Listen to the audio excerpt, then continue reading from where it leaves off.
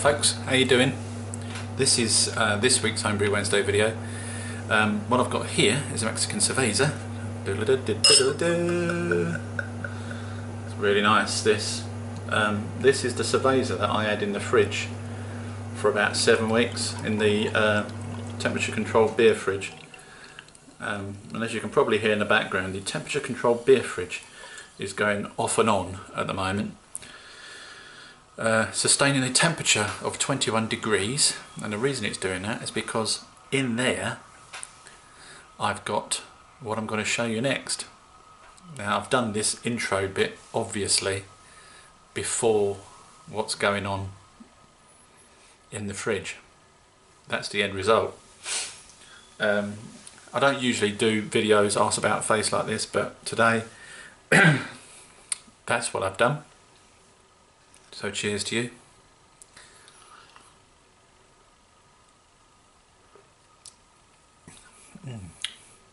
Oh, that's good. A perfect cerveza. Now, in this video that's coming up, you're about to see bits and pieces hastily cobbled together as I did a beer this morning. About 6:30 I woke up this morning, fed the cat, and thought while I'm up I might as well kick a brew off. So I've decided to sort of try and find my house brew, and as I quite like the Cascarillo Ale, I wanted to sort of do a minor tweak to that. So what I've done is what follows in this video. It's not the Cascarillo, but it is a caramel Cascade Pale Ale. And can you guess what's gone into it? Yeah, Cascade. And crystal malt, and some muscovado sugar, and yeah, malt extract. So you will see that coming up. I'll show you as I go along the bits and pieces that go into it, and then I'll pop on at the end and I'll give you a wave and I'll tell you the next steps, and we'll go over what we've done. Alright, so I'll see you at the end. Ta-da! Hey, how you doing, folks? This is what we're starting off with. In here, you see that there? That's a muslin bag, and that's steeped in star san. So what I'm going to do is I'm going to squeeze that dry, get the star san off that, and then I'm going to be putting in the 300 grams, there or thereabouts, 315 grams, something like that, of crystal malt grain. There you go. In this big pot with 3 litres of water. Simple as that, really, and we stick that in the fridge overnight. Well, you join me on brew morning. It's roughly something like 6:30 in the morning, but I thought I'd make a start before the rest of the family gets up. This is what's going in the brew today. We've got malt extract, amber, malt extract light. This is obviously the scows, and I'm going to need to measure out 70 grams of Cascade.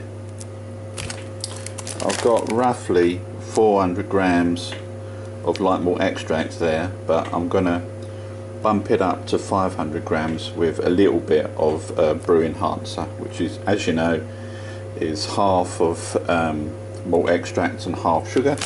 And in this little tub here, I ain't got any ice cream, but I've got some brown sugar, as you can see in there. I'm going to chuck some of that in as well, probably about 500 grams of that maybe. This is all going to go into the brew. Good, isn't it? So one of the first things, of course, is to fill this up with water, chuck in some sterilising agent, and put anything else into this that is going to come in contact with your beer, just to make sure that everything's nice and clean. Over here is our grains. This looks a little bit weird, but basically all I've done is I've pulled up the hop bag with all the grains in. I've pinned it to the side of the pot, and what I'm going to do is I'm going to chuck through a litre of hot water just to get all of the rest of the sugars off of that grain into the pot where we're going to do the rest of our boiling. Right, so I've measured out a litre of hot water, there it is, and I'm just going to pour that very slowly over the grains. Oops! To make sure that we get all the sugars out. Now, as you can see, one of the pins has come off, but never mind, it's not too much of a problem. I just want to make sure that we get the bulk of the sugars out. And then once we've done that, we're good to go. Right, so I've measured out 500 grams of extract. Now unfortunately I only had 340 odd grams of extract left, so I've made it up with brewing sugar and brewing enhancer basically, so it's half brewing sugar, a half malt extract as well, up to 500 grams. And we go and chuck that in the pot. Now inside here, as you can see, it's very lumpy because it's not been heated up yet, but I've just switched the heat on, so those clumps will come out eventually once the heat's on. I put in 5 litres of water into there as well to bring the volume up, so that when we do the boil, we've got loads of water in there to do the boiling, and we infuse our beer with as much of the hops as we can. Right, so here we are then. Here is all of our malt nice and dissolved in there. Now what we're going to need to do is bring this to the boil, and that's what I'm doing at the moment. Once it's come to the boil, we'll chuck in 25 grams, and here they are, 25 grams of Cascade, and we'll let that go for 30 minutes. Right, so here we are. It's taken forever to get this up to the boil. I'm on an induction heater here, and it just takes forever if you're going to do big patches and things. However, we are where we are, and the bowl is rolling now. Now when I tip these in, the 25 grams of Cascade, you have to be careful that it doesn't boil over. So we'll just do it slowly but surely.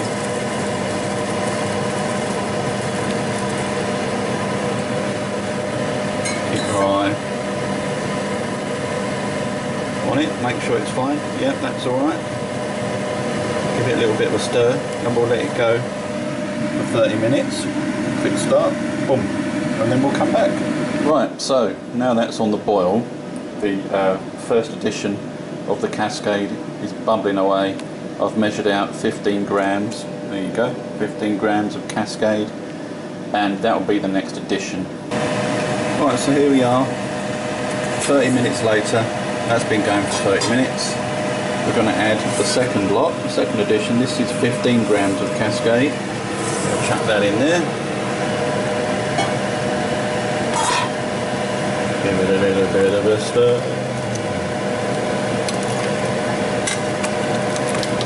That's it. I'll stir that.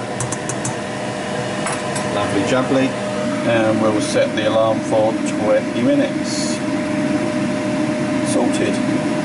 Right, so while the second edition of the Cascade is bubbling over for 20 minutes, I've just measured out 15 grams of Cascade again, and once that second edition is finished, this lot is going to go on for 10 minutes.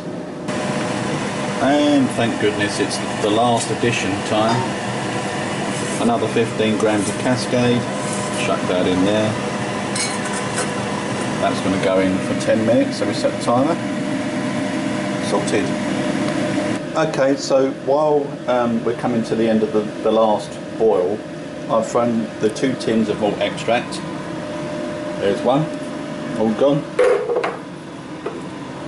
There's 2, all gone. Basically filled the tins up with hot water after I managed to get the bulk of the malt out. Chucked it in there. It's still going to be very thick, folks, but once you sieve in the contents of your pot, you'll be able to break down that malt so that it's not too thick. Now, as you can see, what I've done is I've poured the pot into this sieve, into the fermenting vessel, what I'm going to do is I'm going to shut the rest of the cold water to fill this fermenting vessel up through those hops to make sure I get out all the goodness. Okay, so I changed my mind about the fermenting vessel I was going to put it in.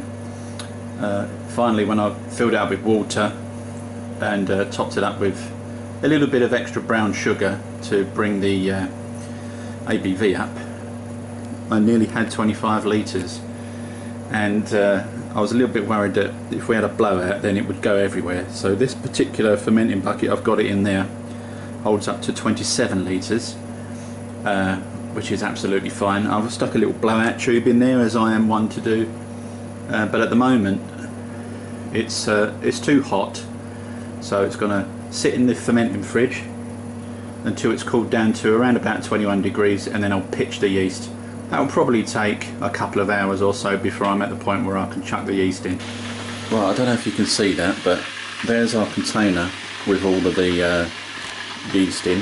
You see that all the yeast is down the bottom there. That's cultivated yeast from Cooper's ale yeast that I managed to grow up from 4 Cooper's ale bottles. Hello, how you doing? It's all done now. That's the end of it. Woohoo!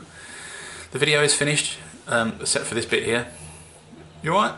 Now forgive that noise. It's a drain outside making the noise because I'm in the Conservatory of Doom, as you can see. In the fridge we have the beer. Yeah, hopefully you found that useful. One thing I will say is the second edition, I was supposed to be, I set out initially to do that for 30 minutes, but I didn't in the end. I only did it at 20 minutes. Not really a massive issue, but you know, doesn't matter. We'll see how it comes out. This is just an experiment, folks, just to see you know, what we can get out of this particular pale ale kind of beer. It's going to be, hopefully it's going to be a house beer, and it's going to be nice because I like Cascade. I like Amarillo too, but I wanted to try something different, and that was the whole purpose of me doing this particular video, really, just to do something different. So yeah, hopefully you enjoyed it. Again, a fairly simple recipe. 2 tins of malt extract. I had 1 amber and 1 light. You don't have to use an amber and a light, you can use whatever you want to get the colour you want. 500 grams of light malt extract, 300 grams of crystal malt. Remember, we steeped those in the fridge in 3 litres of water for 24 hours before we did the rest of the brew. 500 grams of muscovado sugar, 25 grams of Cascade, 15 grams of Cascade, another 15 grams of Cascade as additions, and finally another 15 grams of Cascade will be put in as dry hops after about day 4 when it's finished fermenting, and we'll leave it for another 3 or 4 days. And then what we're going to do is we're going to siphon it off into a secondary vessel over the top of some sugar, and then we bottle it from the secondary vessel. Nice and easy, nothing too complicated. It should be a relatively decent ale. So cheers to you folks. This is mine. You're not having any.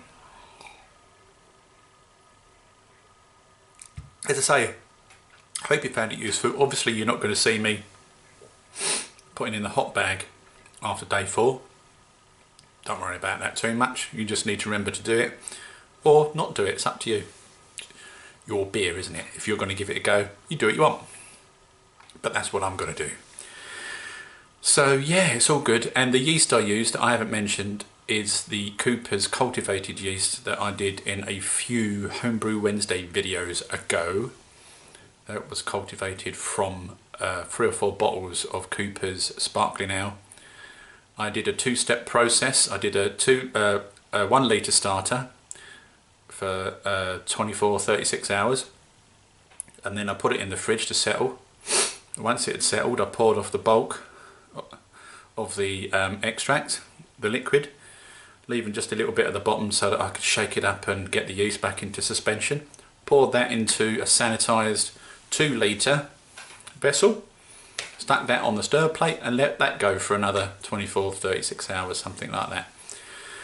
That way you get more yeast if you step it up like that, rather than just starting off with a 2 litre starter. Okay, hope that makes sense. So that's all for me for now. Any questions, stick them down below and I'll pretend I give a shit. No, I do care. You know me, I care. any questions, let me know, and I'll try and answer them as best I can. But I don't know how it's going to come out.